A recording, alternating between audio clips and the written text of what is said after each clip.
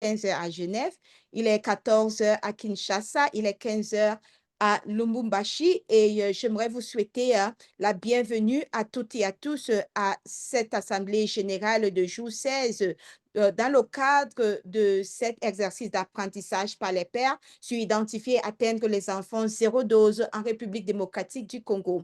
Je tiens aussi à saluer tous les collègues des autres pays qui ont participé activement et participent jusqu'à aujourd'hui à cet exercice et ont apporté leur expérience de leur pays au processus d'apprentissage. Aujourd'hui, nous avons un objectif, vous écoutez. Qu'avez-vous retenu de ce processus? Qu'avez-vous retenu de cet exercice d'apprentissage par les pairs? Le projet que vous avez développé, est-ce que vous pouvez nous la présenter?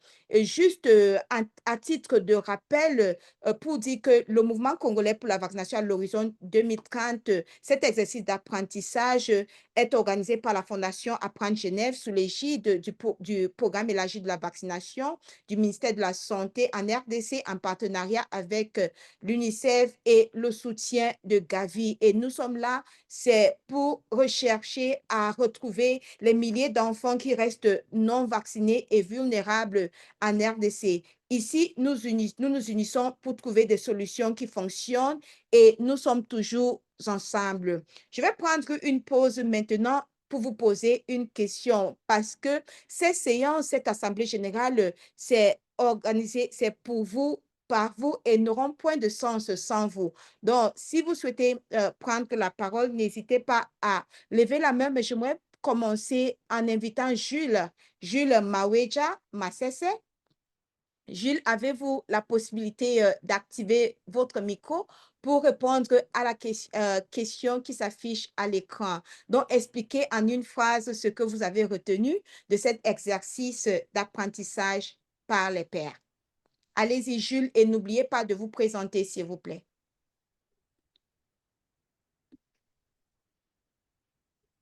Merci Jules, Charlotte, merci Patrice, merci Reda que j'entends arriver, très content de vous avoir pour nous accompagner. Vous me captez? oui, 5 sur 5. Vous me saisissez? Oui, oui, 5 sur 5, Très bien, Jules. merci. Mhm. Très bien, je m'appelle Jules Maweja, j'interviens à partir de Lubumbashi en RDC. J'ai axé ma réflexion sur une aire de santé de Kipushi, l'aire de santé Mwawa, qui est une aire de santé dans la zone de santé de Kipushi, qui est à 30 km de Lubumbashi, mais l'aire de santé elle-même est à 92 km du bureau central. Une aire de santé pas d'accès facile, mauvaise route. L'aire de santé est juste une concentration des camps, des champs, des fermes et même de petits villages isolés. Les habitants abandonnent les villages, ils vont aux champs, des camps où ils résident avec les enfants. Dans cette aire de santé, le problème d'enfants zéro dose est l'un des problèmes majeurs du point de vue santé. C'est l'aire de santé que j'avais choisi pour la réflexion. Donc, Ok, nous intervenons à Kipushi, dans la zone de santé. Oui, Charlotte? oui, juste, désolée de vous couper, mais juste une question. Est-ce que vous pouvez répondre à ma question à l'écran euh, en une phrase, ce que vous avez retenu de cet exercice d'apprentissage par les J'y pairs? arrive, j'y arrive, D'accord, d'accord. Allez. j'y arrive. Bon, écoutez, comme ça vous prend du temps, vraiment en une phrase comme vous le demandez, l'apprentissage par les pairs, moi, je l'ai considéré comme un bateau que nous construisons en le conduisant. Et la boussole pour conduire ce bateau est justement la grille critériée. Charlotte, Merci beaucoup. avec votre autorisation, je peux aller plus en détail, mais je me résume en disant, c'est un bateau que nous conduisons en le construisant et dont la boussole reste la grille critériée. Merci beaucoup, Jules. C'est très bien dit. Et je pense que nous allons retenir cette phrase pour l'avenir. Et nous allons bien sûr Merci. l'attribuer. OK. Donc, Merci.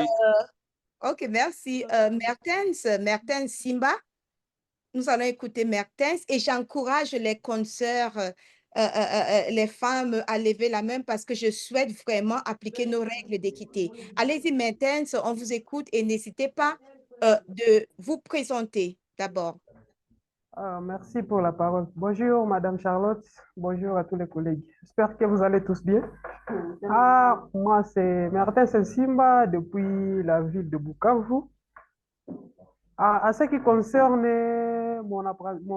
à ce qui concerne ce que j'aurais été, mon apprentissage par le père a vraiment, mes amis m'ont aidé, mes collègues m'ont aidé. J'espère que sans eux, je ne pouvais pas améliorer mon projet.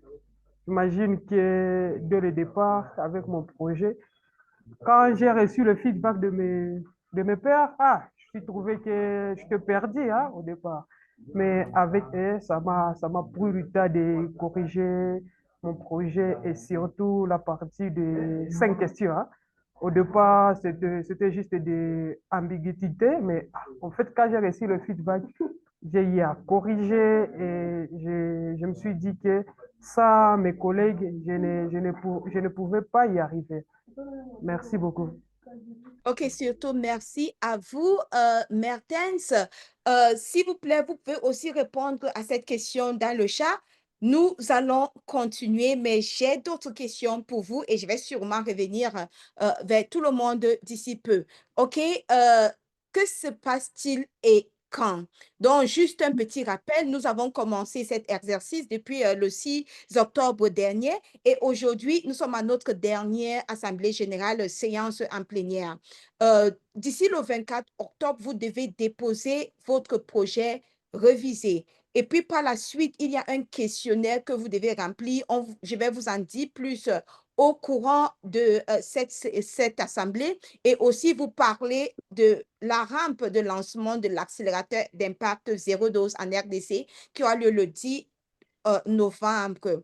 Maintenant, je vais encore revenir vers vous. Comment demander la parole? Vous tapez votre message dans le chat, vous levez la main, vous vérifiez que votre micro et votre audio, votre casque, si vous utilisez un casque, que tout passe bien.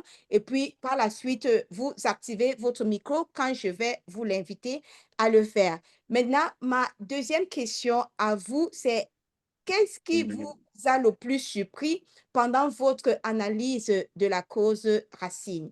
Qu'est-ce qui vous a le plus surpris pendant votre analyse de la cause racine? Et je vois Freddy Bayakwa, votre micro est déjà ouvert. Allez-y, vous avez la parole. Et dans moins d'une minute, s'il vous plaît. D'accord, merci Charlotte et merci à Reda et aux autres collègues qui sont avec nous. Donc, par rapport à la question, ce qui nous a surpris, en fait, c'est ce travail dans une équipe multidisciplinaire. Donc, pour nous qui sommes de la RDC, j'ai oublié de me présenter. Moi, c'est Freddy Bayakwa, comme on a dit, depuis Léo Lomami en RDC.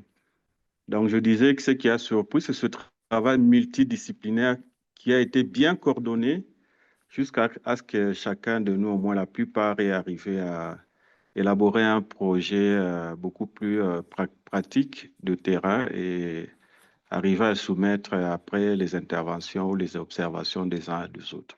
Merci. OK, merci beaucoup, Freddy, pour votre réponse succincte. Maintenant, dans l'application de nos règles d'équité, j'invite Marlène Kapinga. Allez-y, Marlène, on vous écoute et n'oubliez pas de vous présenter. Merci beaucoup, Charlotte, pour la parole. Moi, je suis Marlène Kapinga. Je suis professionnelle de santé au niveau central, précisément au secrétariat général, à la direction de formation continue.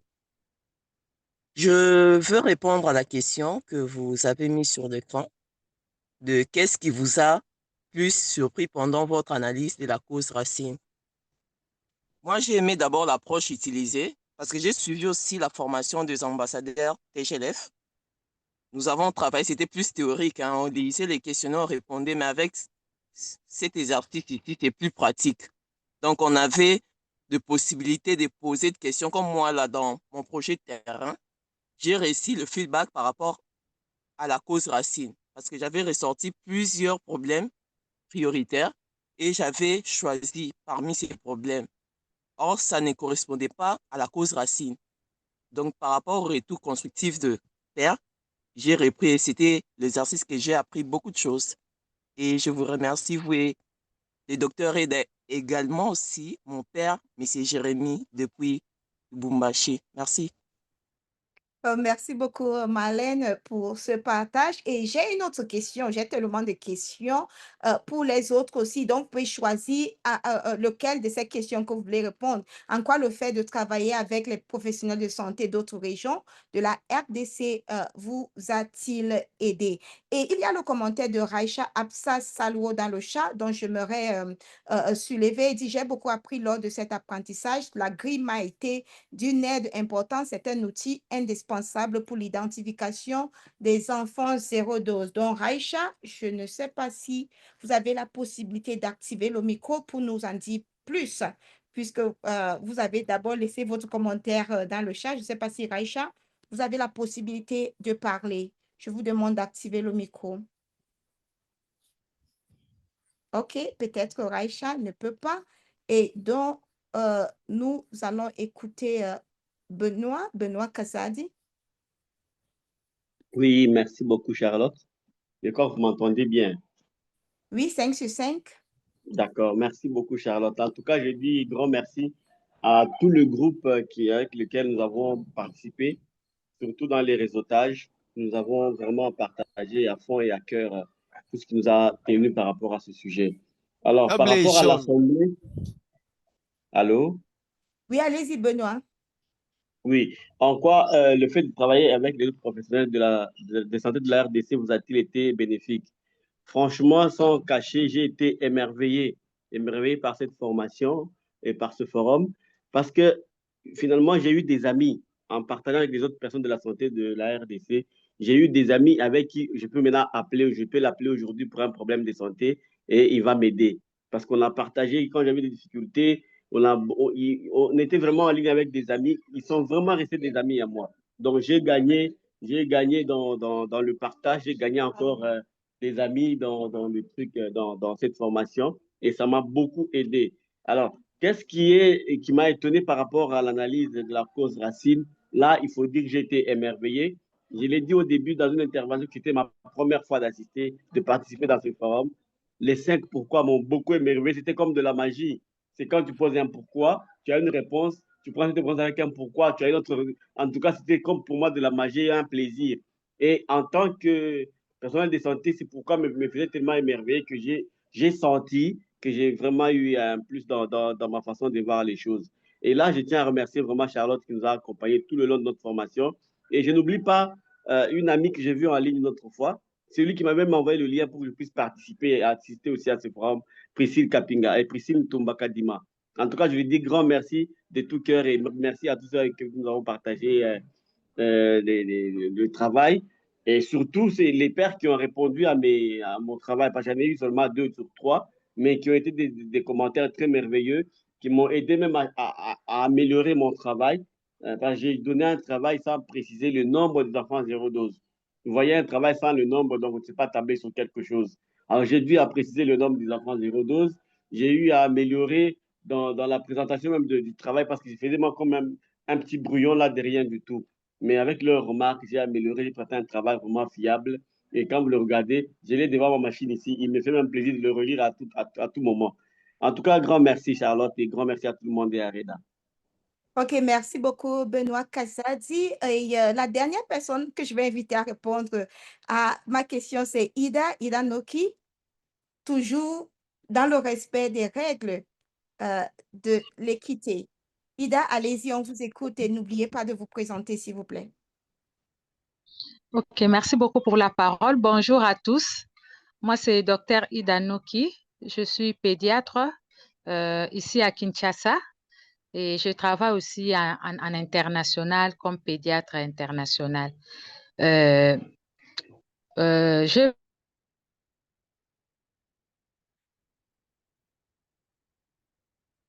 à ce travail, à ce forum qui est vraiment très riche. Comme expérience, je dirais que j'avais toujours un souci, comment écrire un projet. Et avec tout ce que nous venons de faire, je pense, j'ai maintenant une idée fixe et nette comment je dois rédiger un projet à partir d'une situation, d'un problème et tout. Et voilà comment je peux rédiger un projet. Et pour répondre à la question du fait qu'on a eu plusieurs personnes et plusieurs, comment je dirais, thèmes, plusieurs sujets, et pas seulement au niveau de la RDC, mais aussi en dehors du pays, quoi, disons en international, comme je l'ai dit. Donc, ça nous a permis au fait d'ouvrir nos horizons. Pourquoi? Parce que peut-être moi, j'ai un contexte donné, mais j'ai eu aussi à lire les travaux des autres qui ont d'autres contextes. Et ça nous ouvre pour dire que les zéro dose, oui, il y a des enfants de zéro dose, mais derrière les enfants zéro dose, nous avons plusieurs contextes, au fait, plusieurs difficultés. Et avec les questions des 5 pourquoi, on arrive à la cause racine. Et ces causes racines sont différentes aussi d'un milieu à un autre, d'un contexte à un autre. Donc, je dirais vraiment ça a été très riche, le partage avec le père, tout ce que nous avons eu à faire, c'est vraiment très riche et nous avons beaucoup appris de cette expérience. C'est un peu ça ma contribution, quoi, mes réponses. OK, merci beaucoup, Ida. Et vous avez déjà déposé la version améliorée de votre projet? Oui, oui, j'ai déposé ma version améliorée. D'accord. Et est-ce que vous serez en mesure de le présenter? Donc, je peux partager l'écran pour vous, mais est-ce que vous pouvez le présenter séance tenante le moment venu? J'ai déjà Eric et André, donc 2 hommes, j'aimerais avoir une femme qui va aussi présenter pour qu'il y ait de l'équité. OK, bon, je vais ouvrir l'ordi. Comme je travaille avec le téléphone, je vais ouvrir mon ordinateur. Comme ça, je vais lire le travail à partir de mon ordinateur. Donc, je peux présenter. D'accord, merci. OK, c'est noté. Et juste pour dire que moi aussi, je pourrais partager votre projet à l'écran le moment venu. D'accord. OK. OK, si vous partagez derrière, je pourrais lire sur l'écran et puis parler. Là, ça sera plus facile aussi. Oui, oui, mais ça serait beaucoup plus résumé parce que vous n'allez pas tout lire. Vous aurez Oui, seulement 5 minutes. non, je ne vais OK? pas tout lire. Je vais essayer de résumer. Comme j'ai écrit moi-même, donc je connais le projet, je pourrais résumer, parler, puis résumer. D'accord. OK, donc juste un petit résumé de ce que nous avons fait ensemble, comment nous avons procédé et qu'avez-vous fait pendant ces 16 jours? Donc, il était question pour vous de commencer par un défi que vous rencontrez sur le terrain pour identifier et atteindre les enfants zéro dose et maîtriser la technique simple et efficace des 5 pourquoi. Et je suis contente de voir qu'il y a tellement, et je remercie tous ceux qui sont en train de laisser les commentaires sur le chat en réponse aux questions que je vous ai posées tantôt. Donc, surtout plusieurs personnes qui sont en train de parler de la méthode des 5 pourquoi, ce qu'ils ont appris, et aussi par rapport à l'utilisation de la grille Kiteri. Donc, il était aussi question pour vous, troisièmement, d'identifier des actions concrètes que vous pouvez mener face à cette cause racine, de bénéficier de l'expérience et du soutien des centaines de collègues de toute la RDC et aussi hors de la RDC, et puis transformer votre expérience en expertise reconnue et certifiée par la Fondation Apprendre Genève. OK? Et juste pour dire qu'il y avait un certain nombre d'activités obligatoires que vous devez à tout prix y participer. C'était la séance de découverte de jour 2, la séance d'exploration, les questionnaires des retours d'informations de ces 2 jours. Et puis la soumission du projet de terrain, soumission de 3 revues par les pairs, la participation aux différentes assemblées générales et aussi la soumission d'un projet de terrain révisé. Et il y a des activités qui étaient recommandées et sur lesquelles nous avons eu beaucoup de retours positifs aussi. C'était les séances de soutien par les pairs et puis la participation au café à distance, mais aussi l'auto-évaluation de votre projet qui est était ouvert et qui est ouvert au niveau de la plateforme. Donc, comme je l'ai dit tantôt, cette assemblée générale d'aujourd'hui est vraiment focalisée sur la présentation de votre projet final. Et donc, la plupart du temps, ce n'est pas nous qui allons parler, ce n'est pas moi qui va prendre la parole, peut-être que juste pour poser des questions ou bien pour accorder la parole, c'est vous qui allez surtout parler et on va vous demander de présenter votre projet de terrain. Donc, la communauté zéro dose, qu'est-ce qui empêche aux enfants de cette communauté d'être vaccinés? Quelle est votre barrière prioritaire? La cause racine de cette barrière, les activités que vous allez mener et aussi comment ces activités vont contribuer à la réalisation du plan Machako 3.0. Donc, tout à l'heure, nous avons eu des collègues qui se sont portés volontaires pour présenter leur projet de terrain, dont certaines sont ici. Je vais voir si Eric est là. Eric, est-ce que vous êtes en mesure d'activer le micro parce que nous allons commencer par vous et puis par la suite, nous allons écouter Ida et puis André Beya. Donc, Eric, Bonjour Charlotte. bonjour. Donc, est-ce que vous pouvez commencer par vous présenter pendant que je montre votre projet à l'écran? D'accord. Je tiens d'abord à signaler que je suis toujours en route dans des courses, donc c'est que vous avez de bruit ça et là. En tout cas, comprenez-moi un peu. Donc, je suis Eric Ndiluki Masala. J'habite en République démocratique du Congo, précisément la ville-province de Kinshasa.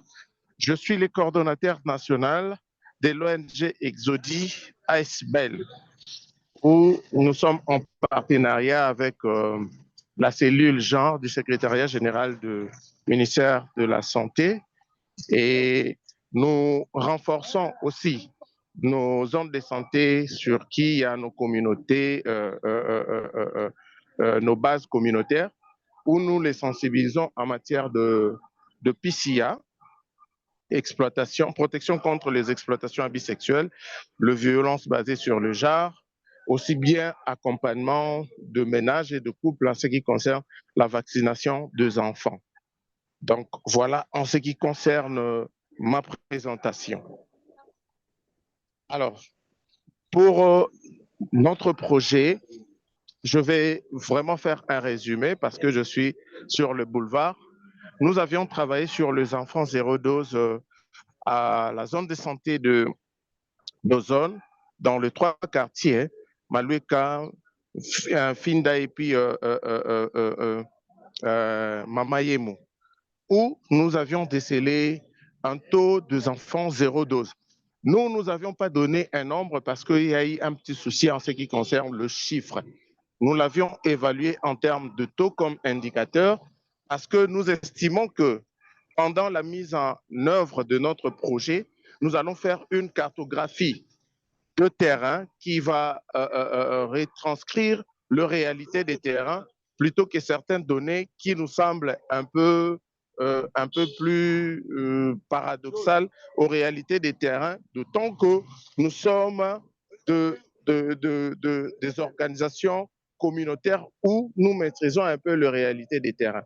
Alors, c'était quoi notre barrière? Le plus principal, je vais aller un peu plus rapide, il y a la non-participation. Allô? Oui, on vous écoute. Allez-y, Eric. Oui, il y a eu une barrière, la barrière la plus prioritaire, c'était la barrière prioritaire axée sur l'implication genrée. Donc, la perception dans notre zone des milliers est focalisée beaucoup plus que l'activité vaccinale est liée beaucoup plus au sexe féminin. Ce qui fait que cette barrière, sur base de certaines rumeurs et de positions de pouvoir de certains maris, ils arrivent à interdire à leurs femmes à ne pas faire vacciner les enfants. Première de choses. Deuxième de choses, certains programmes ou messages de sensibilisation ne tiennent pas compte de calendrier de disponibilité de parents. La majorité de mamans dans notre communauté sont de mamans vendeurs, maraîchères, etc. Donc, ils priorisent beaucoup plus leur temps dans des activités commerciales parce que c'est leur assiette qui peuvent nourrir leur famille. Or, dans la routine, la vaccination a un horaire fixé peut-être pendant la journée. C'est l'une des raisons qui explique qu'il y a des enfants zéro dose dans notre milieu. Et ces pouvoirs-là, disparité de pouvoir de père, dont la communication, la sensibilisation ne vise que les femmes.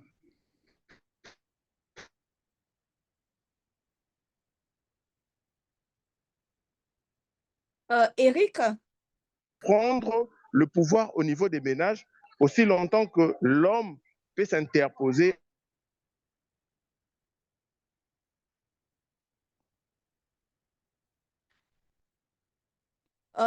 nous perdons un tout petit peu Eric.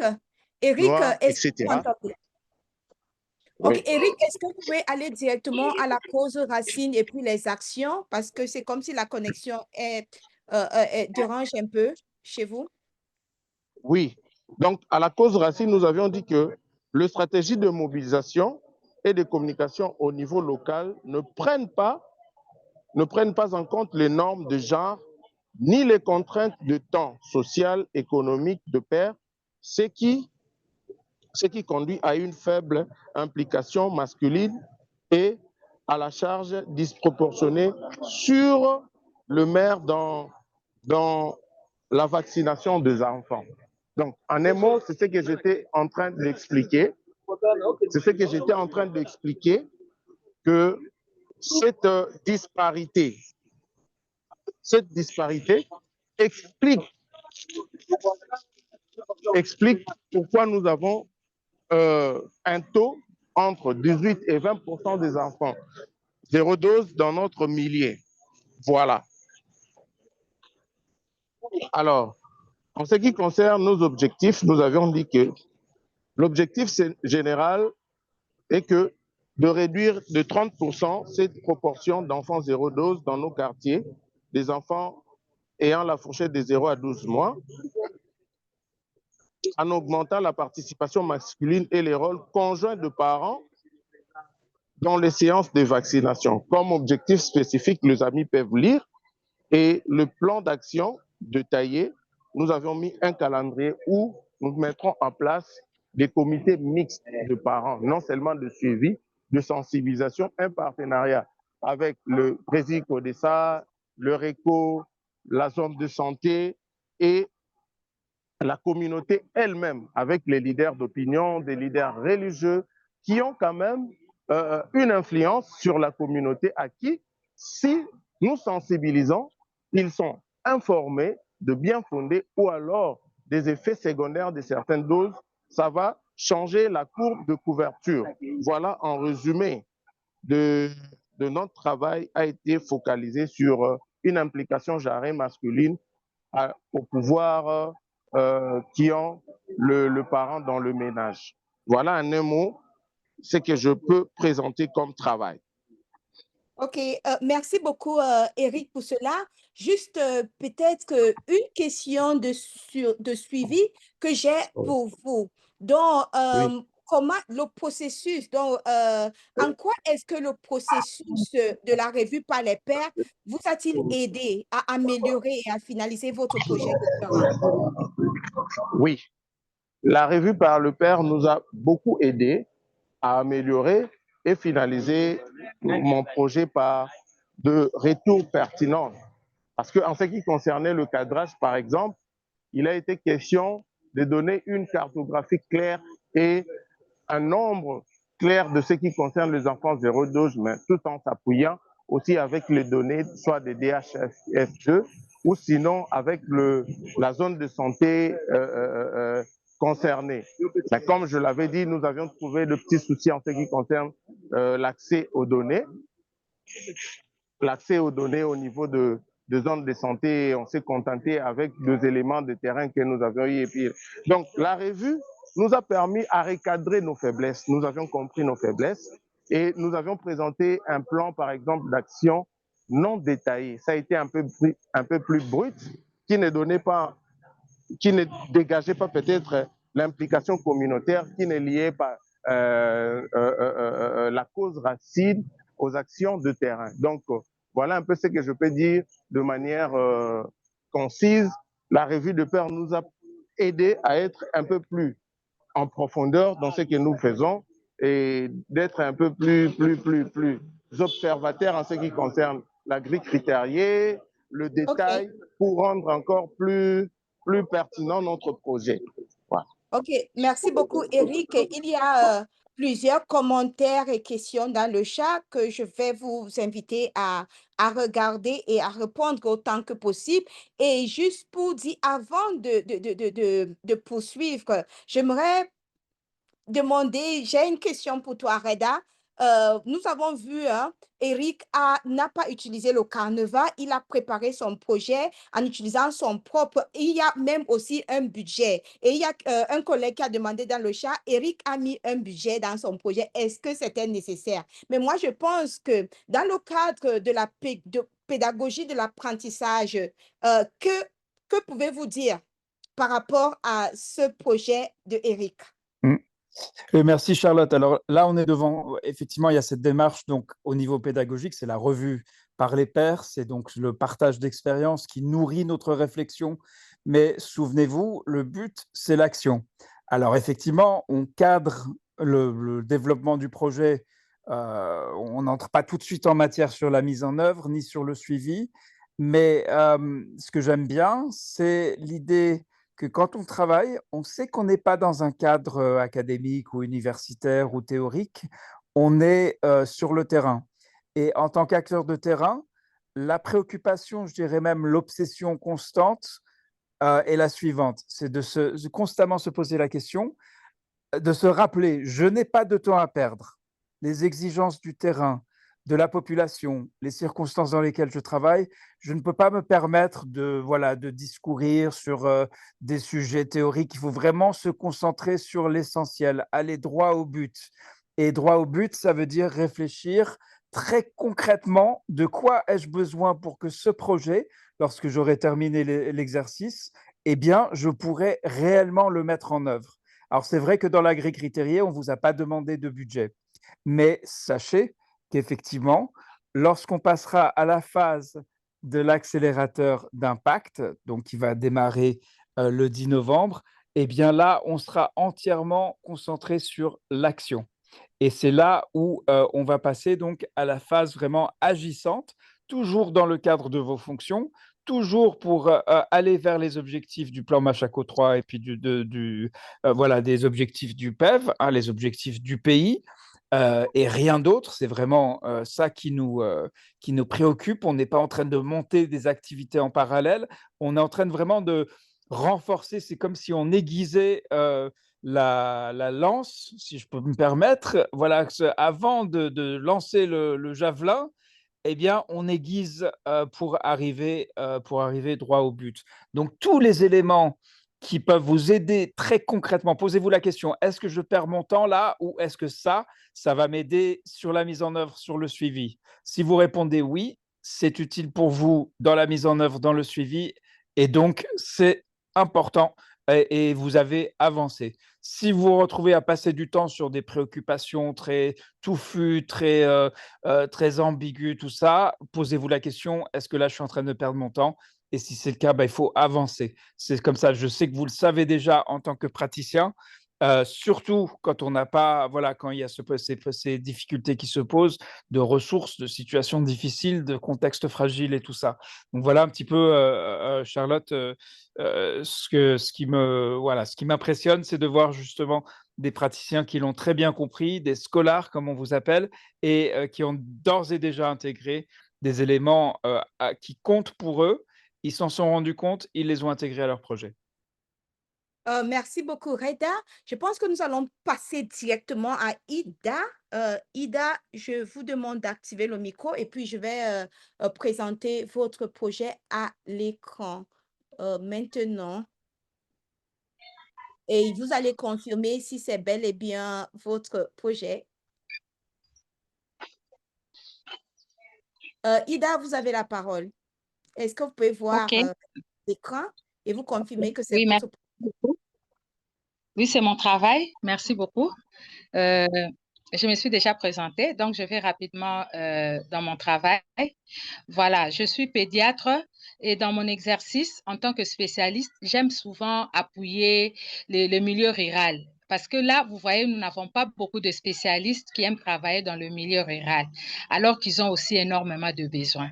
Donc, depuis que je finis ma spécialisation, je m'intéresse beaucoup plus comme humanitaire à travailler dans des villages. Alors, dernièrement, je suis allée à Boma et là pour appuyer la prise en charge des cas spécialisés. Et en tant que pédiatre, dans les antécédents, nous sommes obligés toujours d'évaluer le statut vaccinal des enfants. Et c'est comme ça que lors de cet exercice, j'ai eu à rencontrer des enfants zéro dose et des enfants qui étaient en conflit. Donc, sur le 160, 140 consultations réalisées, j'ai eu à peu près 5% des enfants zéro dose et 20% des enfants qui étaient en conflit avec leur statut vaccinal. Alors, sur du fait que là où j'avais travaillé, c'était un peu proche d'une ville, quoi, de la ville de Boma, et j'ai travaillé un peu dans les villages aux environs. Je me suis intéressée d'aller plus loin. Les villages qui sont plus loin sont au fait proches de la forêt de Mayombe. Dans la forêt de Mayombe. Et là, comme on le sait, c'est vraiment un plateau où il y a beaucoup d'activités agricoles, d'activités minières, la chasse et tout, parce que c'est quand même, ça figure parmi les grandes forêts de la RDC. Et là, vous voyez que la situation est un peu plus alarmante. Je n'ai pas eu le nombre exact des enfants zéro dose parce que le souhait, c'est d'aller travailler dans cette zone. Et là, avec la recherche, j'ai trouvé que dans la province de Congo central, on a 10 à 14% des enfants zéro dose selon les données publiées à l'Internet que j'ai eu à découvrir pour d'autres coins. Alors, c'est comme ça que je me suis vraiment particulièrement intéressée de cette zone-là, la proche du forêt de Mayombe, donc le plateau de Bayombe. Alors là, la cause avec les 5 pourquoi, c'est vrai, il y a eu des soucis par rapport à la communauté et aussi par rapport aux zones de santé. Mais au fait, la cause qu'on nous a demandé de présenter, une cause que nous, on pouvait déjà agir dans l'immédiat. Au fait, là, j'avais choisi toujours le manque de connaissances, quoi. Faible connaissance ou manque de connaissance de la population sur l'importance de la vaccination.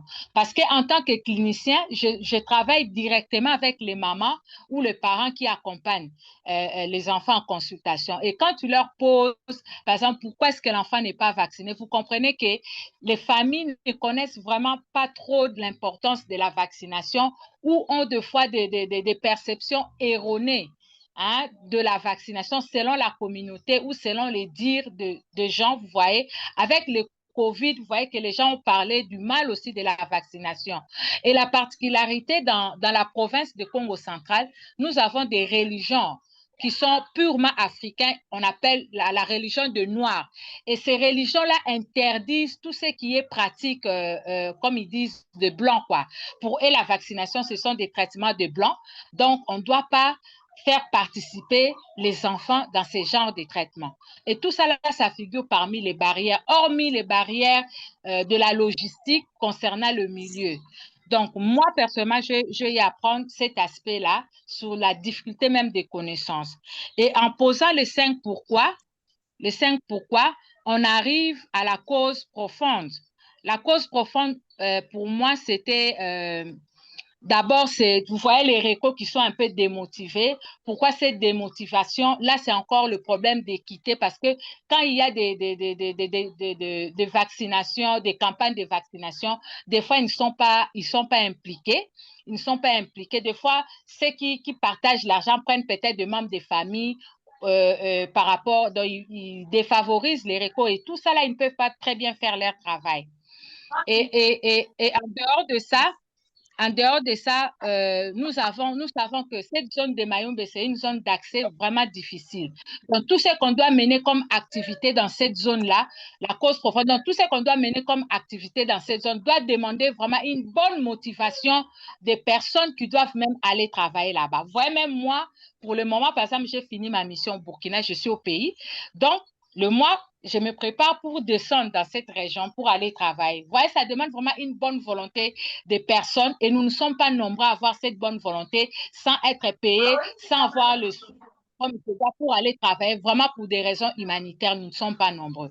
Et tout ça, là, ce sont des barrières. Donc, c'est vraiment ça la cause profonde.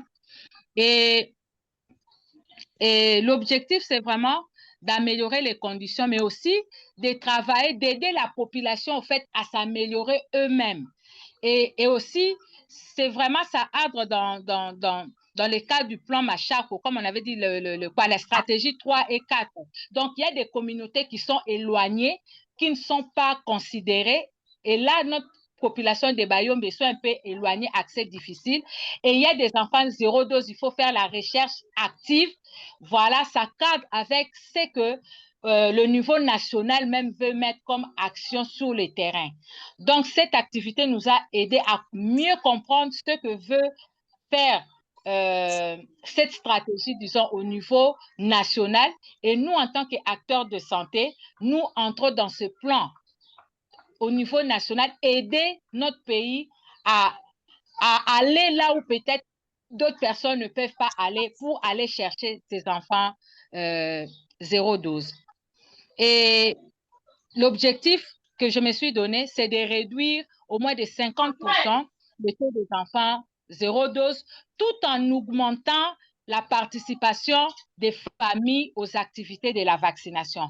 Parce que, comme nous le savons, souvent quand on dit prise en charge de l'enfant, on ne voit que la maman. Mais moi, j'aimerais vraiment travailler, sensibiliser toute la famille, que ce soit le papa, et si cet enfant a un grand frère ou une grande sœur ou une grand-mère ou une grande... L'essentiel, c'est d'avoir quelqu'un, une personne disponible qui pourra accompagner l'enfant dans sa séance de vaccination. C'est pour dire, si la maman est allée au champ, elle n'a pas le temps, ils peuvent voir à la maison, dans la famille, qui sera disponible pour accompagner l'enfant au niveau de la vaccination. Et ça pourra réduire au moins les enfants zéro dose. Et là, nous avons mis en place un plan d'action. Et ce plan d'action est vraiment restreint parce qu'on nous a posé comme question, c'est de pouvoir au fait présenter ce que nous on peut faire pour le moment. D'autres choses on peut le faire, mais tout en ayant peut-être de financement, tout en ayant des appuis extérieurs.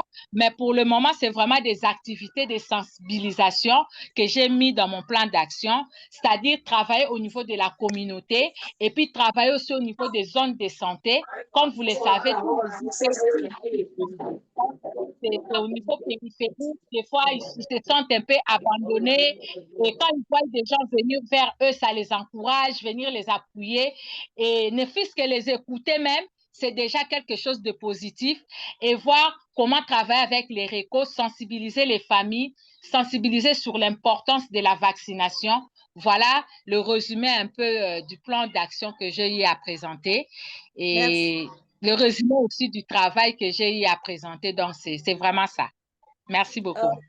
Merci beaucoup, Ida. Je pense qu'il y a tellement plusieurs commentaires dans le chat par rapport à votre projet de terrain que je vais vous inviter à lire. Et il y a aussi des questions, mais seulement une question par rapport à votre objectif SMART. Donc, est-ce que vous pouvez préciser la zone, la communauté dans laquelle vous allez? Donc, il y a ici, nous voyons le quoi, nous voyons le qui, le comment, mais il n'y a pas le lieu. Donc, là où la zone, vous n'avez pas circonscrit votre zone, la zone de mise en œuvre de votre projet.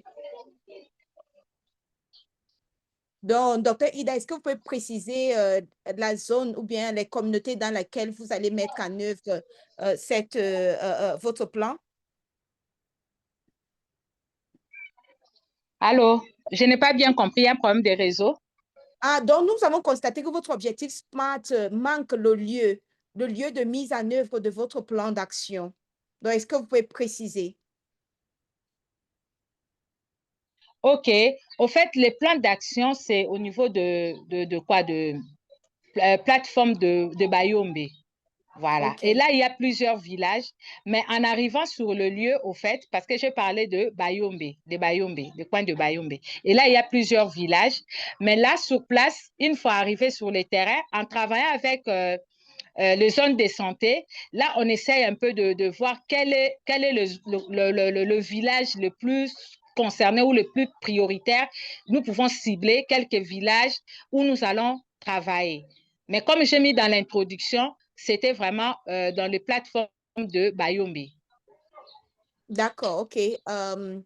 Merci beaucoup. Et comme je l'ai dit tout à l'heure, plusieurs commentaires dans le chat par les collègues et des questions aussi que je suis sûre va vous intéresser et auxquelles vous pouvez apporter quelques éléments de réponse, surtout dans le chat. Ok.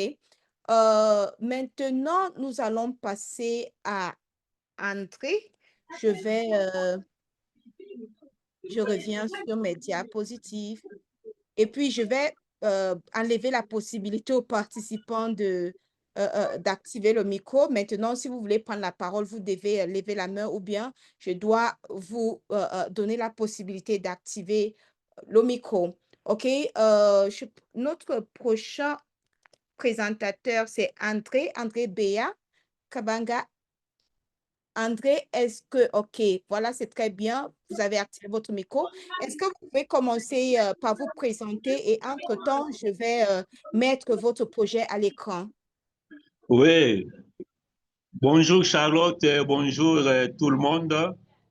Moi, c'est André Béa de la RDC depuis Kinshasa. Je suis le directeur exécutif de l'ONG TOP, une structure qui milite contre les violences domestiques en facilitant l'intégration de l'aspect genre et équité dans les ménages pour promouvoir la masculinité positive, la féminité positive et la parentalité positive. Le titre de notre projet, c'est « Intégration des genres et équité dans le ménage pour la réduction des enfants zéro dose à Badara d'ici 6 mois ». Les défis choisis est la discrimination liée au genre dans les ménages, faisant coller la vaccination à la mère ou à la femme. Pourquoi le choix de ces défis? Après mon retour de Mbujimaï à un audit genre et inclusion sociale porté par la fondation Flo Manda, dans le cadre des activités des fonds d'accélération pour l'équité, je voulais vérifier la conception de notre communauté de Badara, c'est la vaccination en lien avec l'aspect genre. Pour ce faire, moi et mon équipe avons administré une question à un échantillon aléatoire de 100 passants, dont 25 papas, 25 mamans, 25 jeunes filles majeures et 25 jeunes garçons majeurs. La question était de savoir si un papa peut amener son enfant à la vaccination ou accompagner sa femme à la vaccination. Pourquoi selon vous? Alors, après l'analyse de tous les résultats récoltés, en moyenne, 82% des passants ont répondu par non, parce que cette activité est propre aux femmes et non aux hommes. Alors, au vu de ces résultats, TOP a émis comme hypothèse les cas des enfants zéro dose à Badara sont dus à la discrimination liée aux gens faisant coller la vaccination à la mère ou à la femme. Après analyse des différents obstacles, la cause racine identifiée était l'homme et la femme n'ont pas intégré la notion de genre et équité dans leur ménage. Avec les retours de mes pairs qui ont insisté sur l'utilisation de la grille critérienne, ça m'a permis d'écrire un projet simple et réaliste qui a une suite logique à toutes les 6 étapes. Et quant à la question, qu'est-ce que je vais faire après cette session de formation? Je vais convoquer une réunion avec les membres de mon équipe en associant l'IT de l'aide de santé Badara pour partager ces projets afin qu'ils puissent comprendre et s'en approprier. Voilà de façon succincte ma présentation au regard avec notre projet Enfants zéro dose. J'ai dit, je vous remercie, j'attends vos réactions. OK, merci beaucoup, André Béa, pour ce partage. Et comme vous le dites, et je pense que ça vous a pris moins de 5 minutes, donc aussi merci pour le respect du temps. Ceci étant dit, j'aimerais maintenant donner la parole à un collègue qui souhaite prendre la parole pour réagir par rapport soit à la présentation d'André ou de Ida ou d'Éric. Et Dr. Patrick Libonga, vous avez la parole et n'oubliez pas de vous présenter, s'il vous plaît. Ouais, merci Charlotte. Bonjour chers collègues. Je ne sais pas si vous me captez. Il y a une menace de pluie ici. La connexion est instable. Ok, merci beaucoup. Donc, je suis Patrick Libonga, je suis médecin. Je suis spécialiste en santé publique, intervention en promotion de la santé. Je suis aussi médecin clinicien. Je salue toutes les présentations de tous les collègues et leurs contributions aussi à cet exercice par les pairs. Ça faut construire toujours quelque chose de mieux venant de l'autre pour améliorer et aller de l'avant. Pour aller droit au but, je pose ma question au dernier intervenant. Je voulais savoir, est-ce que le fait de laisser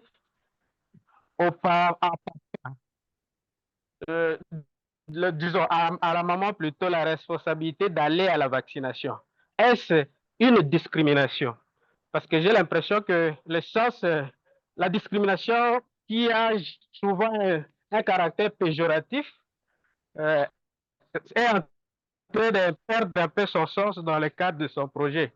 J'apprécie tout ce qui a été fait, les recherches menées, les résultats obtenus, mais je me pose la question, est-ce le fait de responsabiliser la maman qui garde l'enfant pendant 9 mois, qui reste avec l'enfant dès la naissance, il est plus proche de l'enfant que le papa qui de temps en temps bouge, va au travail ou c'est pas moi. Est-ce que le fait de laisser à l'enfant, à la maman, la responsabilité de s'occuper des activités de vaccination de l'enfant, qu'il allait ou qui est proche de lui, est-ce une discrimination?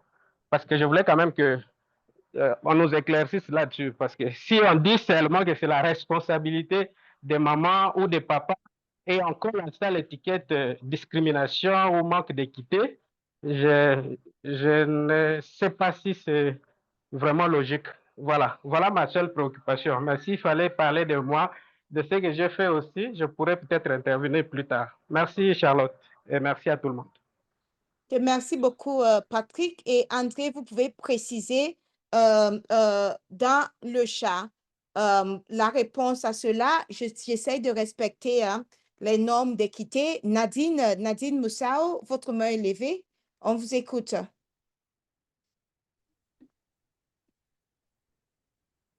Allez-y, Nadine. Est-ce que vous m'entendez? Vous semblez avoir un souci avec soit votre micro. Donc, nous ne captons pas Nadine. Nadine, essayez de résoudre le problème que vous avez avec le micro et puis nous allons essayer de revenir vers vous. Jean-Paul Kabi.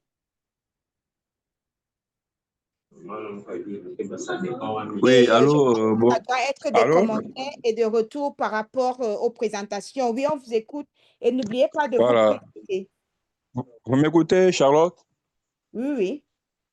Voilà, bonjour à tous, chers collègues et chers amis. D'abord, je vous remercie pour la disponibilité et tous les efforts consentis pour arriver à ce niveau.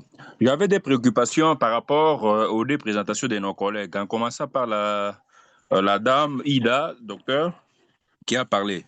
Quand on fait un projet, il faut respecter les modèles SMART, c'est-à-dire l'objectif SMART doit répondre aux critères de cette formule qui est traduite en français, dans ce sens-là. Elle nous a parlé de la communauté de Yombe, des Bayombe dans les Congo central.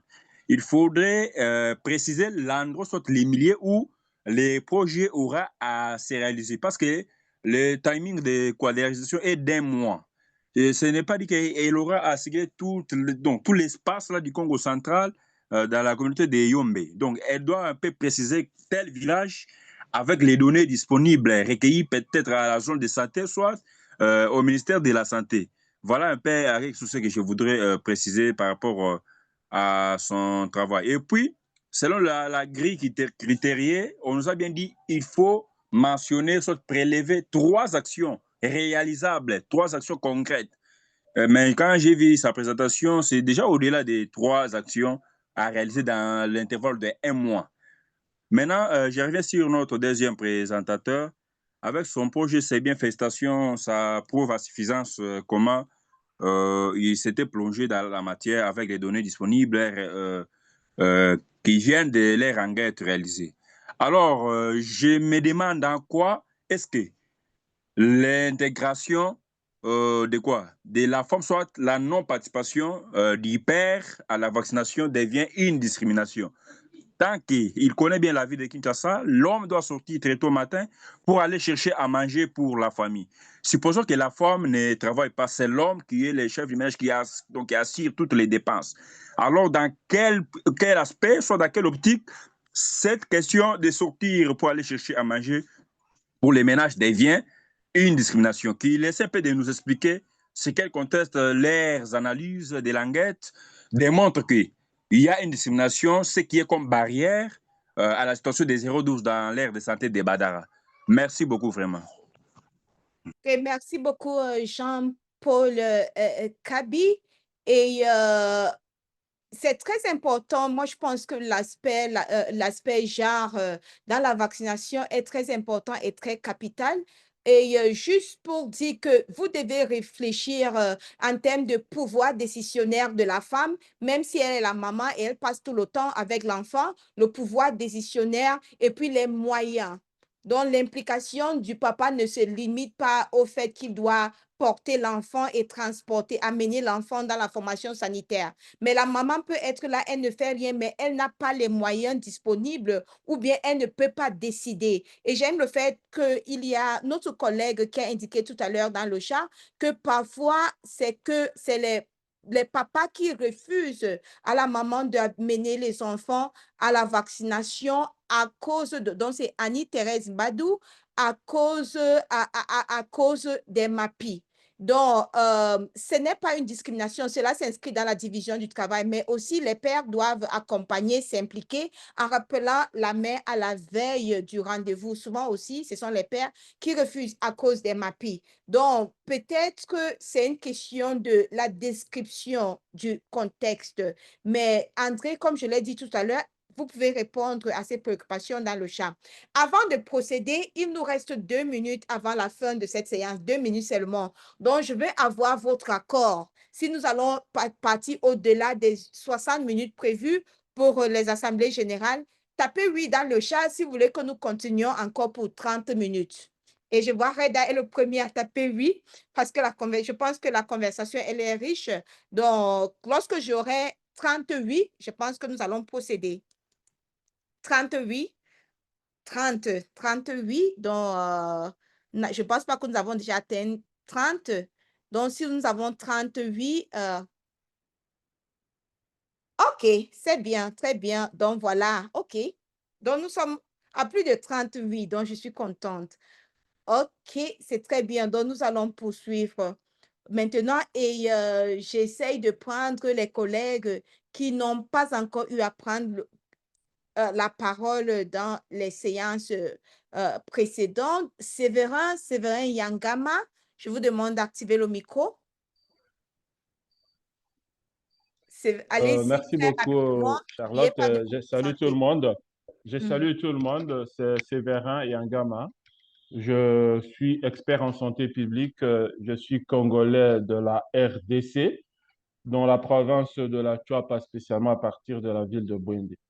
Je remercie bien les intervenants surtout Charlotte, parce qu'elle a remarqué que depuis le début, je lève la main et la parole ne m'a jamais été accordée. Et même mes commentaires dans le chat n'ont jamais été fait l'objet de commentaires supplémentaires. Merci beaucoup, Charlotte. Je remercie les présentateurs.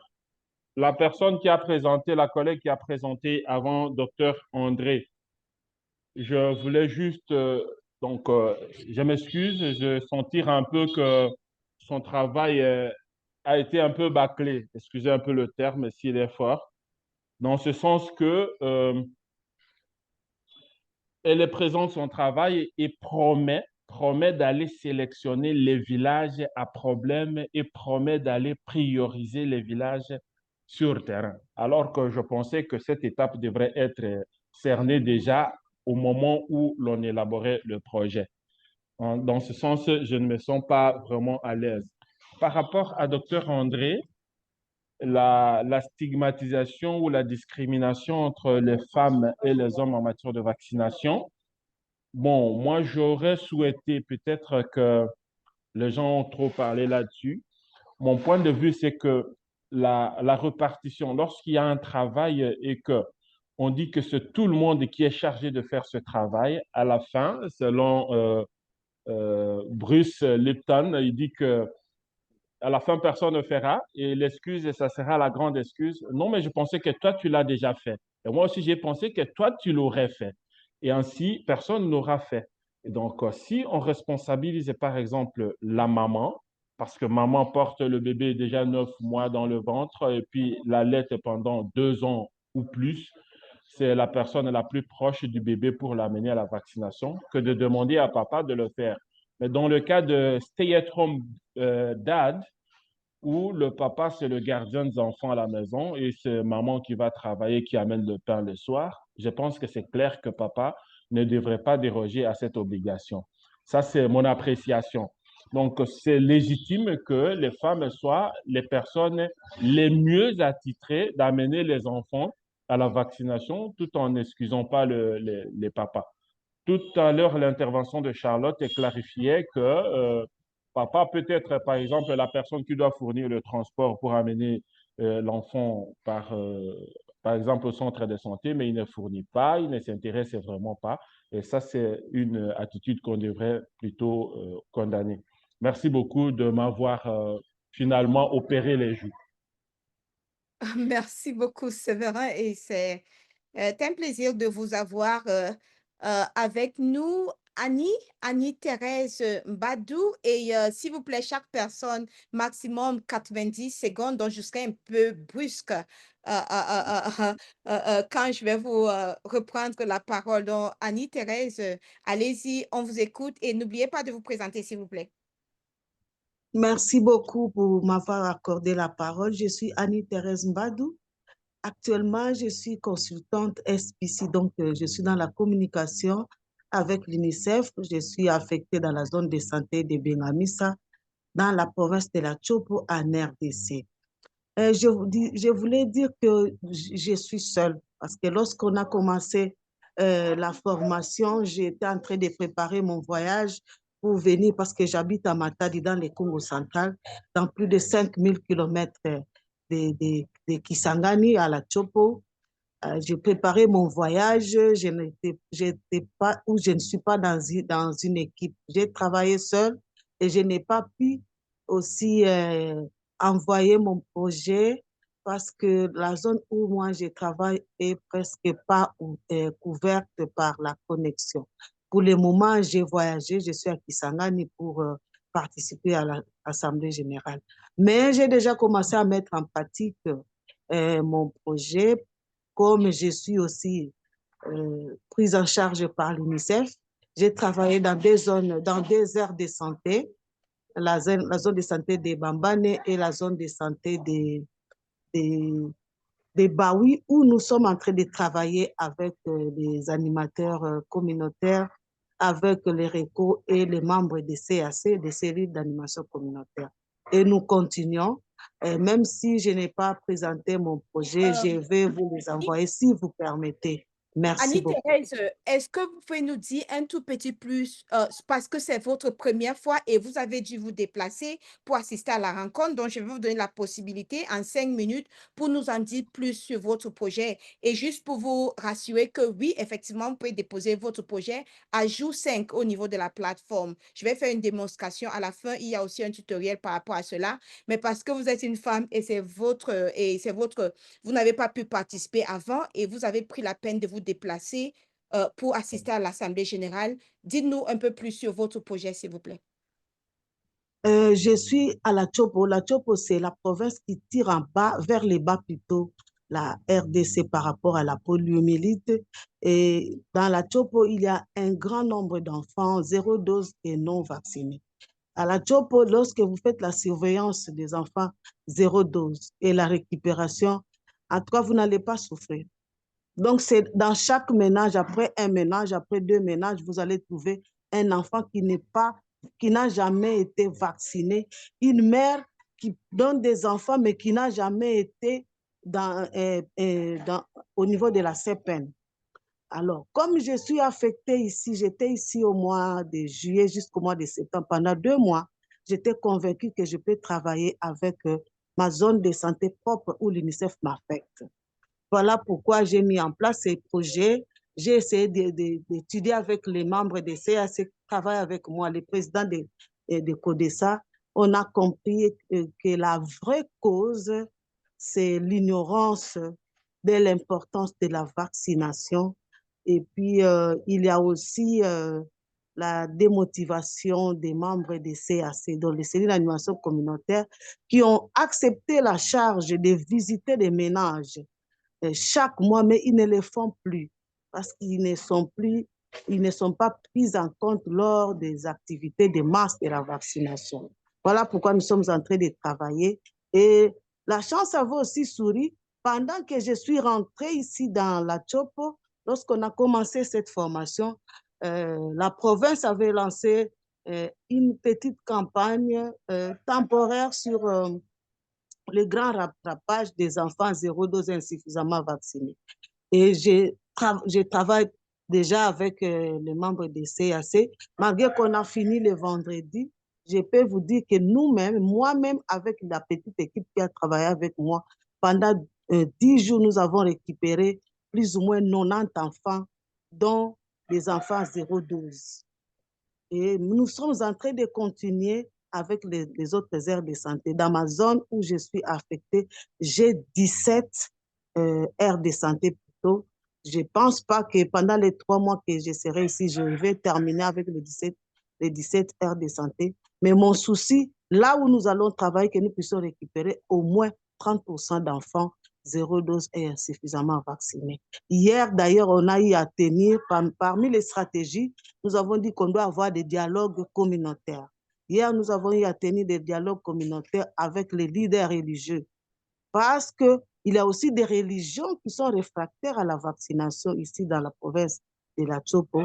Nous avons eu à tenir des dialogues et il y a des leaders qui se sont engagés, même ceux qui sont au niveau des églises réfractaires. Ils ont compris que la vaccination est très importante. Qu'est-ce que j'avais fait comme une autre stratégie?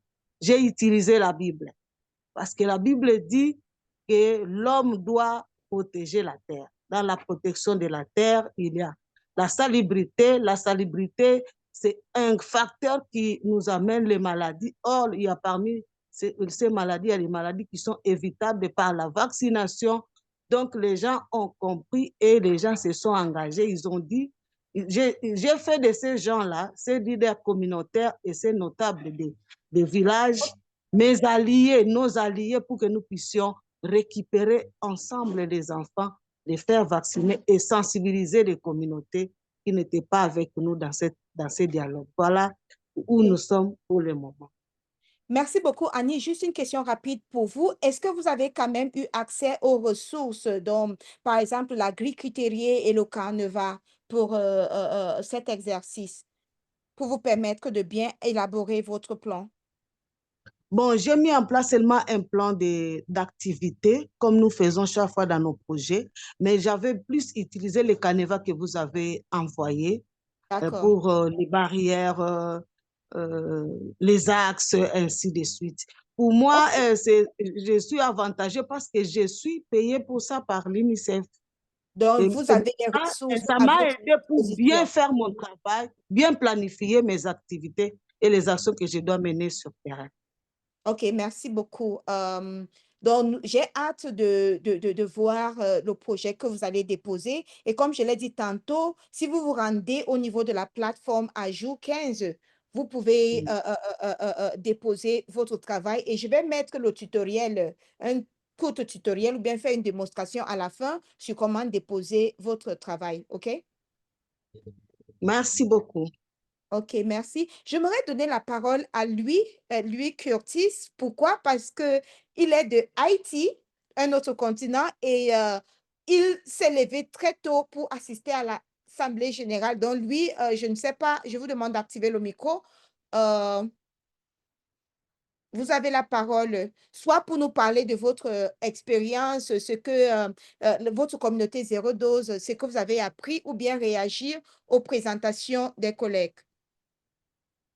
Ok, je ne sais pas si on m'écoute. Bonjour, chers tous. Effectivement, moi, c'est Luc Curtis. Je ne relève pas de la zone de Haïti. Je Ah, suis de la Guinée, Guinée-Conakry. Guinée-Conakry. D'accord. Désolée.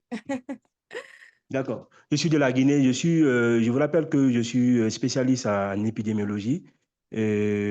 Actuellement, en action vers une zone de santé, comme on le dit chez nous, une direction préfectorale de santé, précisément à Mali, dans la région de l'Abbé. Donc, je suis à Mali. Et je vous rappelle que nous avons 38 districts sanitaires et 8 régions. Maintenant que cette zone aussi, c'est la zone Labé. Donc, je suis consultant OMS basé à cette contrée pour appui au niveau de face ici à l'éradication de la polio et la vaccination de routine. Bon, merci. J'avais écouté avec intérêt depuis l'entame les trois présentateurs par rapport à leur projet. Je rappelle aussi à Dr Charlotte, nous sommes des anciens scolaires ici et depuis longtemps, on était tagués. Et depuis une belle lurette, nous sommes toujours avec Fondation Genève et avec Charlotte et Reda Saki. Donc, déjà que nous aimons toujours ici donner un coup de main. Maintenant, mais je voulais juste dire, par rapport au projet, je vois les interventions des uns et des autres, mais sauf si maintenant, si on tient compte vraiment du thème 012, je voulais juste faire allusion de s'inscrire non seulement au niveau de 012, c'est-à-dire on veut parler ici des enfants n'ayant pas au moins bénéficié de Penta 1, donc pas de Penta 3, parce qu'il faut faire la différence entre enfants rattrapés et enfants en cours, parce qu'il y a toujours ce concept. Il y a un grand rattrapage où on prend tous les enfants de 0 à 59 mois. Mais cet enfant précis, c'est les enfants 0-12 ayant bénéficié également. Selon les programmes des pays, nous, le plus souvent, nous les tenons vers au niveau de après 6 semaines, c'est-à-dire la femme vient ou le gardien d'enfant vient. Mais je voulais aussi exhorter par rapport ici au respect de la grille critérie, parce que je vois certains, ils font jusqu'à maintenant à faire ici un impact par rapport ici à la budgétisation de leur projet. Mais je pense bien que l'heure n'est pas arrivée à faire cela. Il est important juste maintenant de s'assurer très bien de ce que le carnaval nous a donné et tout en respectant cela. Merci à vous, docteur Charlotte. Merci à Reda. Merci à tout le monde. OK, merci. Lui, juste pour dire par rapport à cela, Reda a parlé un tout petit peu au début pour dire, on a dit développer un projet que vous pouvez mettre en œuvre et si les autres peuvent déjà, peut-être on réfléchit un peu sur ce qu'il va falloir pour réaliser leur projet, ils peuvent le faire parce que dans l'étape suivante que nous allons voir tout à l'heure, l'étape de l'accélérateur d'impact, et il serait question de voir comment mettre en œuvre le projet de terrain et avec les ressources qu'on dispose à notre niveau. Peut-être qu'avant que je ne passe aux prochaines étapes, Joël Mbengue.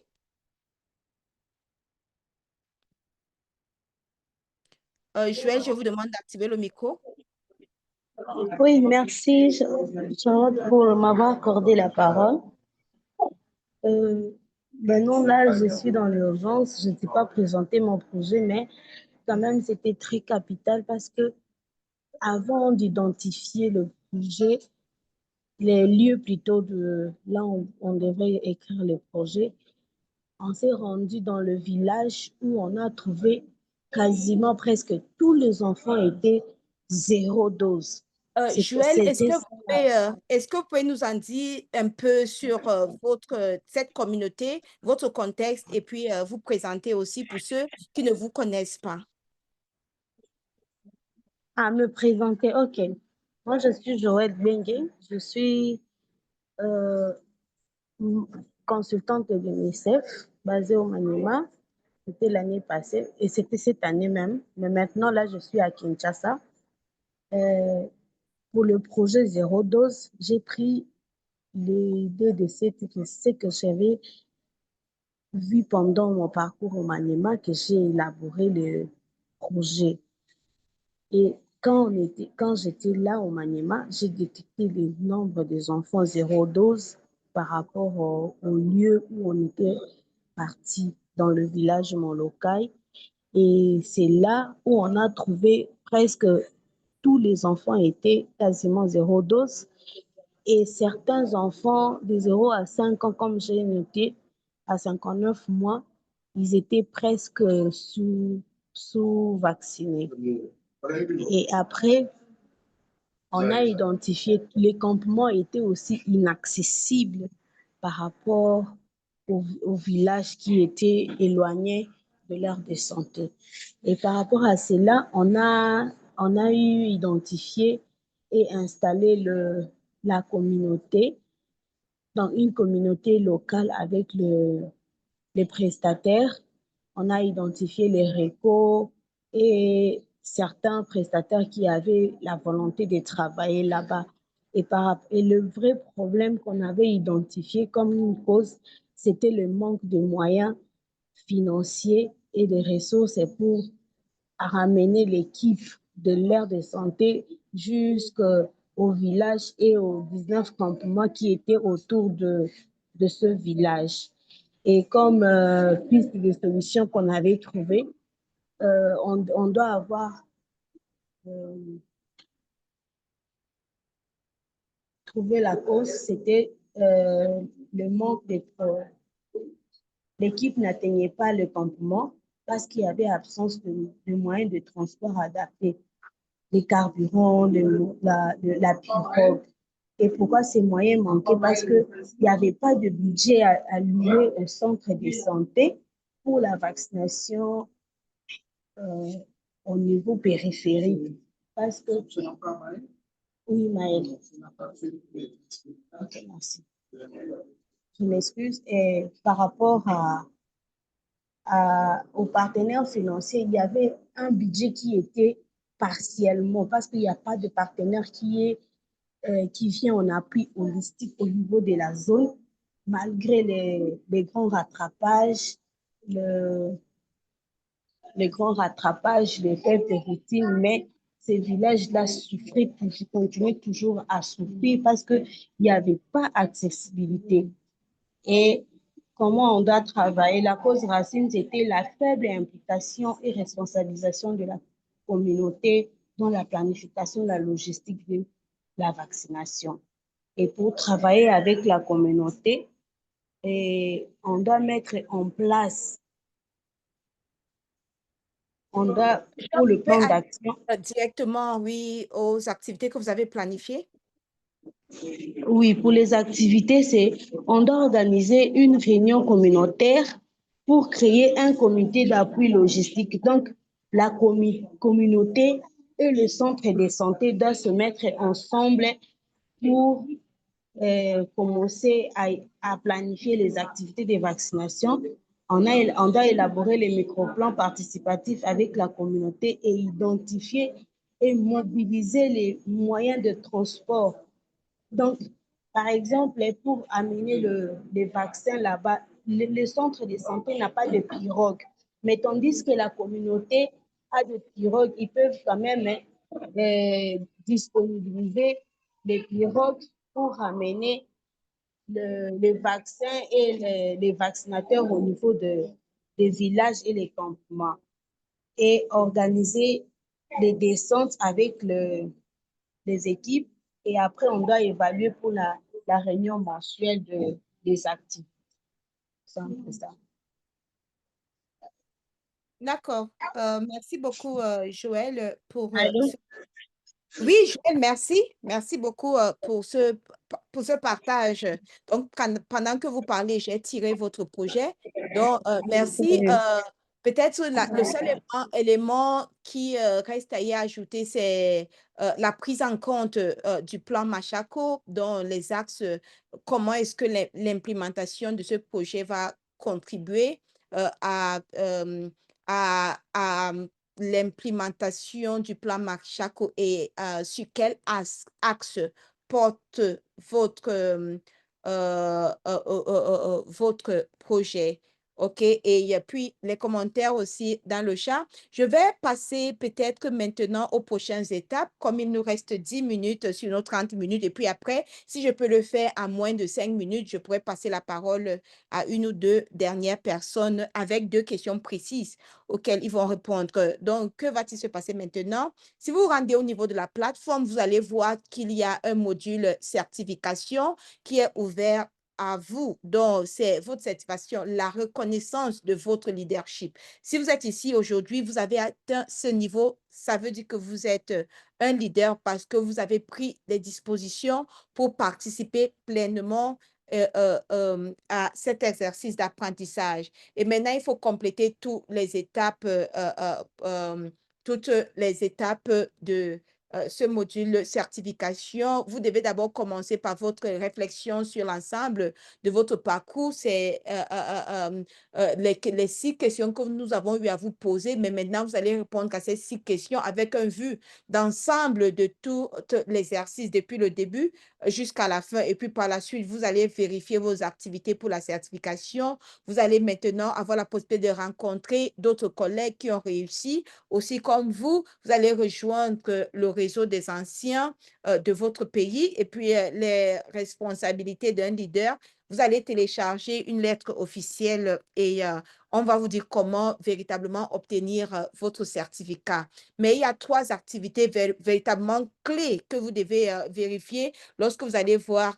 C'est surtout, vous avez déposé votre premier projet, vous avez terminé la revue par les pairs et puis vous avez déposé votre projet final amélioré. Mais maintenant, nous avons une deuxième chance que nous accordons à ceux qui n'ont pas eu à compléter ces 3 activités et nous avons eu plusieurs collègues, plusieurs participants qui ont des raisons légitimes pour expliquer leur non-participation à toutes ces activités-là.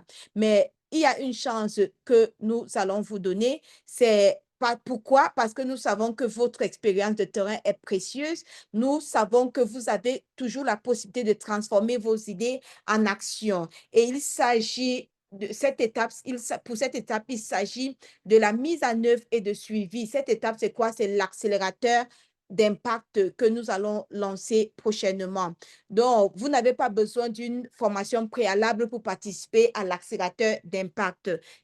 C'est seulement votre volonté d'agir qui compte. Et c'est une opportunité pour vous de passer directement à l'action. Ça veut dire vous allez vous fixer un objectif que vous allez, et au courant de la semaine, vous allez agir sur cet objectif et revenir au niveau du groupe pour rapporter ce que vous avez eu comme succès, comme leçon apprise, comme défi pour recevoir des retours des collègues. Donc, comment rejoindre l'accélérateur d'impact? Et c'est pour tout le monde, même ceux qui ont déjà développé les projets de terrain. Pourquoi? Parce qu'il ne suffit pas, je l'ai dit, cet exercice n'était pas simplement un exercice pédagogique pour développer des projets que vous allez mettre dans les tiroirs. Non, c'est des projets que vous allez mettre en œuvre. Et l'accélérateur d'impact vous permet de passer de la planification à l'action. Et donc, du coup, vous pouvez d'ores et déjà vous inscrire à l'accélérateur d'impact qui sera lancé le 10 novembre prochain. Je viens de mettre le lien d'inscription dans le chat. C'est pour tout le monde. Donc, cliquez sur « Inscrire » invitez les collègues, identifiez un objectif spécifique que vous allez vouloir réaliser au courant des 2 semaines de la rampe de lancement. C'est comme ça nous appelons et puis planifier des actions concrètes. Planifier des actions concrètes. Oui, Dr. Jean-Paul, c'est active. Pourquoi? Parce que le 27 octobre, je pense, c'est lundi prochain, il faudrait que les uns et les autres puissent déposer la version finale de leur projet de terrain au plus tard vendredi. Donc, c'est pour cette raison. OK. Donc, et puis, par la suite, aussi, vous allez pouvoir télécharger votre lettre officielle. Mais je vais vous donner un aperçu. Dernière étape dans ce module de certification, ça serait comment obtenir votre certificat. Donc, le moment venu, nous allons vous envoyer, il y aura un questionnaire que vous devez compléter pour nous permettre de capter certaines informations très importantes par rapport déjà à votre contexte de travail, les données démographiques, les données sur la vaccination dans votre contexte. Donc, du coup, vous allez devoir compléter le questionnaire et vous allez recevoir un lien qui vous permet d'accéder à votre certificat. Donc, ici, c'est un aperçu à ce à quoi va ressembler votre certificat. Ça, c'est un modèle parce qu'au-dessus, en dessus, il serait inscrit votre nom et puis les heures et tout et tout. Donc, du coup, ça, c'était juste un aperçu du certificat que vous allez recevoir. Un autre événement très important dont je voudrais vous en parler, c'est l'intronisation. Les ambassadeurs ont été en premier plan dans l'organisation et la mise en œuvre de cet exercice d'apprentissage. Vous, les ambassadeurs, je tenais à vous dire merci parce que c'est vous qui avez mobilisé les collègues à rejoindre cet exercice d'apprentissage. Et du coup, le jour du lancement de l'accélérateur d'impact serait aussi le jour d'intronisation des ambassadeurs, c'est-à-dire le 10 novembre. Vous allez recevoir un courrier d'invitation pour inscription. Mais en amont, nous avons une réunion. Nous avons une réunion ce vendredi avec les ambassadeurs. Vous avez reçu un mail d'inscription et un mail de rappel aussi hier. Donc, si vous n'avez pas encore, vous ne vous êtes pas encore inscrit pour rejoindre cette réunion, je vous invite vivement de le faire et d'y participer ce vendredi, je pense c'est à 13h de Genève, midi de Kinshasa. OK, autre chose, tous les enregistrements de toutes les séances en direct que nous avons eues, ainsi que les tutoriels sont disponibles sur YouTube, sur la page YouTube de la Fondation Apprendre Genève. Je vous encourage, si vous avez besoin de revoir les enregistrements, à n'importe quel moment. Voici, je mets le lien pour la playlist dans le chat, juste pour dire aussi que il ne suffit pas de regarder les enregistrements. Abonnez-vous sur notre page YouTube, sur notre plateforme YouTube. Abonnez-vous, laissez les commentaires, partagez les enregistrements avec les collègues. C'est très, très important parce que ça permet à l'algorithme de permettre à d'autres professionnels de la vaccination de voir clairement ce que nous apprenons ensemble ici. OK? Et puis, vous pouvez suivre à tout moment toutes les autres activités de la Fondation Apprendre Genève. Et juste pour dire aussi que nous avons souvent l'habitude d'avoir des directs de certaines séances et des événements aussi sur YouTube. OK? Reda, avant de peut-être d'inviter les uns et les autres à prendre la parole une dernière fois, j'aimerais retourner la parole à Reda pour peut-être une dernière prise de parole dans le cadre de cet exercice. Ce n'est pas la fin. Ce n'est pas la fin. Je pense que c'est justement le début de beaucoup d'autres choses que nous allons faire ensemble. Donc, Reda, peut-être une dernière Oh, sorry. Je vois que vous êtes connecté. Reda, tu es connecté sur 2 appareils. OK. Possibilité d'activer le micro. OK. Mais... Merci, merci Charlotte. Oui, donc à ce stade, déjà merci pour tout le travail que tu as réalisé pendant pour accompagner cette cohorte. J'ai déjà félicité, mais je réitère mes félicitations donc à tous ceux et celles qui ont réussi tout au long de cette progression. On sait à quel point vous avez d'autres défis. Hein. Si la connexion était parfaite, si vous n'aviez rien d'autre à faire, eh bien, on serait sans doute encore plus nombreux. Mais c'est déjà impressionnant, le nombre qu'on retrouve à la ligne d'arrivée. Mais c'est la ligne d'arrivée, c'est plus comme une course relais.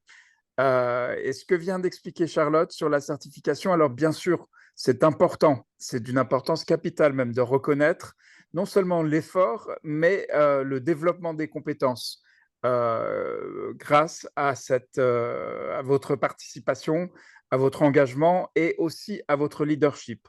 Pourquoi est-ce qu'on parle de leader? Parce que lorsque vous apprenez à écouter, à recevoir des retours, à agir par rapport à ces retours et à faire de même pour vos collègues, on peut parler légitimement de solidarité et on peut parler légitimement de leadership. Et c'est aussi pour cela qu'au départ, donc le 6 octobre, vous étiez pour nous des apprenants, donc des personnes qui s'étaient réunies, qui avaient répondu à cette invitation, à cet appel, préoccupées par les enfants zéro dose. Et d'apprenants, vous êtes devenus, en tout cas, on reconnaît aujourd'hui votre leadership. On vous reconnaît en tant que leader.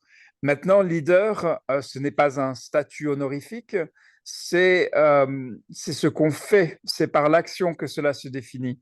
Et ce que vient d'expliquer Charlotte, donc sur ce qui nous attend, la prochaine étape, c'est partir du constat qu'apprendre est nécessaire mais insuffisant. Donc apprendre, c'est très bien. Nous devons, dans le monde d'aujourd'hui, quel que soit le rôle, la position, celui qui reste immobile, qui n'apprend pas, voilà, ne va pas faire long feu. Donc, mais l'apprentissage en soi est nécessaire, mais insuffisant. Et donc, pour mener au changement. Et ce qui nous intéresse, c'est le changement, c'est identifier, retrouver, vacciner ces enfants zéro dose pour qu'ils ne le soient plus, et surtout remporter l'adhésion, la compréhension, voilà, de la population, des parents, des pères et des mères, des leaders, bien sûr, et puis de la communauté dans son ensemble. Donc, c'est cela le travail de santé publique et c'est cela en quoi la vaccination voilà, se distingue de plusieurs points de vue.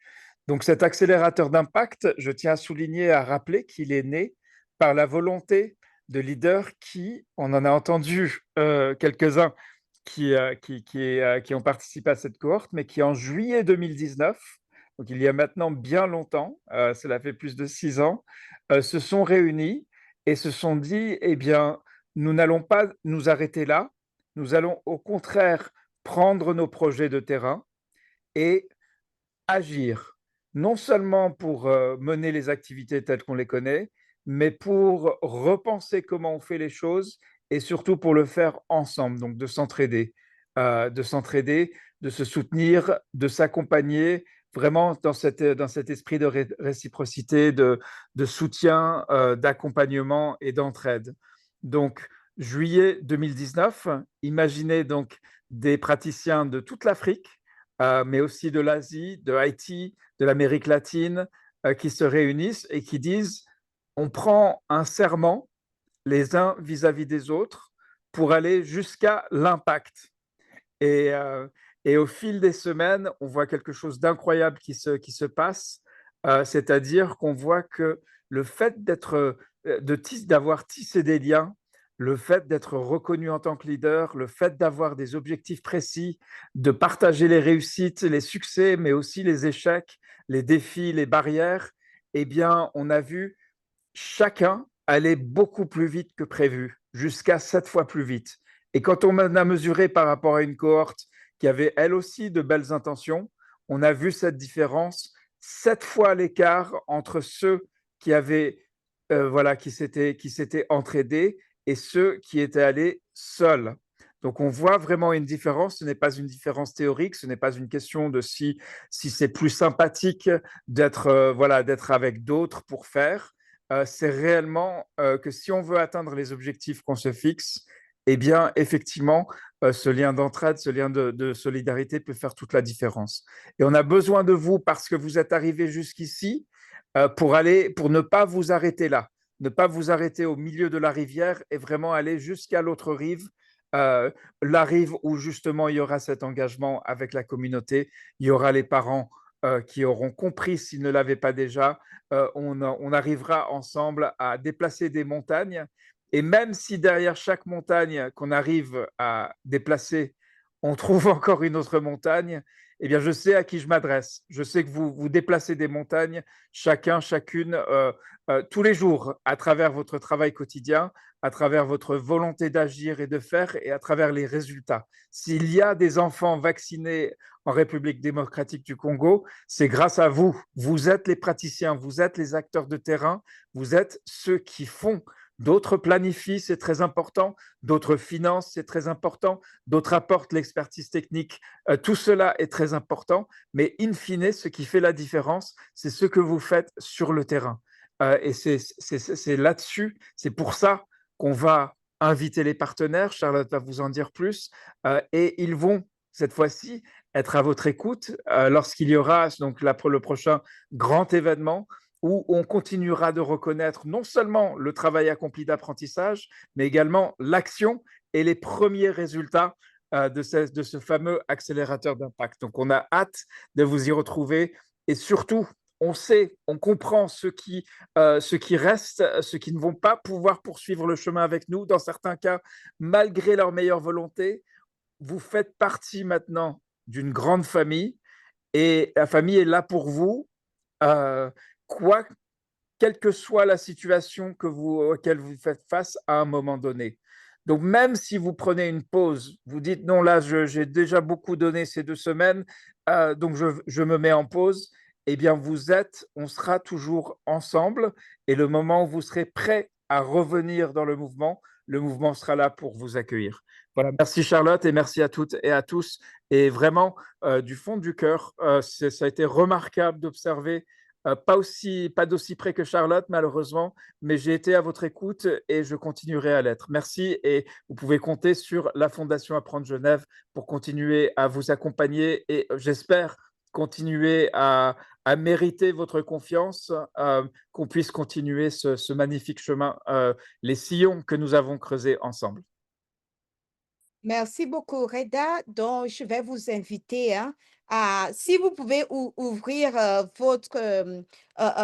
votre caméra, comme ça, nous allons prendre quelques photos de famille, capture d'écran. Et puis, j'invite tout le monde, surtout, à pouvoir activer le micro. Vous avez été tous magnifiques, exceptionnels tout au long de cet exercice. Et merci pour l'engagement. Merci pour Oui, merci beaucoup, Charlotte et Rita. Merci Charlotte, merci à tout le monde. Charlotte, merci Charlotte, merci Charlotte. Bye bye bye bye. En effet. Bye bye. Merci à tous. Véritable honneur d'avoir travaillé avec vous. Merci. Merci pour la formation. Merci. La formation était bonne. Vraiment, on a beaucoup appris.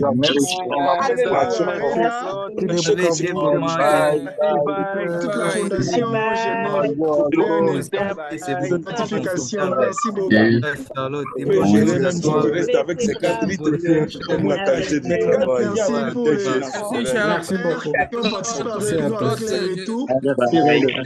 Nous avons été vraiment fortifiés. Merci beaucoup. On va commencer avec ça.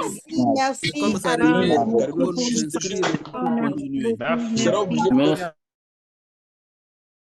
Désolée, j'ai dû couper les micros, mais j'ai fait une promesse tout à l'heure et j'aimerais la garder. C'était surtout pour Annie. Pour ceux qui n'ont pas encore déposé les projets de terrain, pour le faire, vous devez vous rendre à jour 15 au niveau de la plateforme, jour 15. Et puis, si vous êtes à jour 15, il y a 2 éléments. Déposez votre projet de terrain, améliorer, racontez-nous votre café à distance. Donc, le plus important, c'est déposer votre projet de terrain. Vous cliquez sur « Ouvrir ». Et lorsque vous avez cliqué sur « Ouvrir », voilà, il y a un tutoriel, hein, comment déposer votre projet de terrain révisé. Vous pouvez regarder. C'est moins de 3 minutes. Et puis, vous cliquez ici, ça devrait être, je pense, c'est « Démarrer ». Donc, vous cliquez là-dessus. Vous cliquez là-dessus et, oh, malheureusement, j'ai déjà déposé pour moi. Donc, du coup, mais je pense que la meilleure des choses, c'est je vais lancer. Déposer votre projet amélioré. Donc, félicitations, c'est le. Donc, je lance, voilà un peu l'enregistrement. Donc, venez sur Ouvrir. Vous devez cliquer sur Ouvrir. Lorsque vous avez cliqué sur Ouvrir, comment déposer. Et puis, vous cliquez sur Démarrer. Donc, j'étais en train de lire, je ne sais pas, peut-être. Et puis, vérifiez bien le fichier. Avez-vous déposé le bon fichier? Donc, pour soumettre, vous voyez la date limite de soumission ici, c'est le 24 octobre 2025. Cliquez sur Démarrer. Voilà. Donc, résumé, comment vous avez amélioré le projet de terrain. Donc, vous mettez ce que vous avez changé sur le projet. Donc, vous téléchargez hein, le document ici. J'essaye d'avancer un tout petit peu. Télécharger le document à partir de votre ordinateur. Et je vous avais vu, j'ai renommé projet 0 dose finale et le nom. Donc, et puis, vous voyez que la pièce jointe, elle est là, mais vous devez vous rassurer que vous avez téléchargé surtout le bon document. Donc, on vous demande, êtes-vous sûr de vouloir soumettre vos réponses?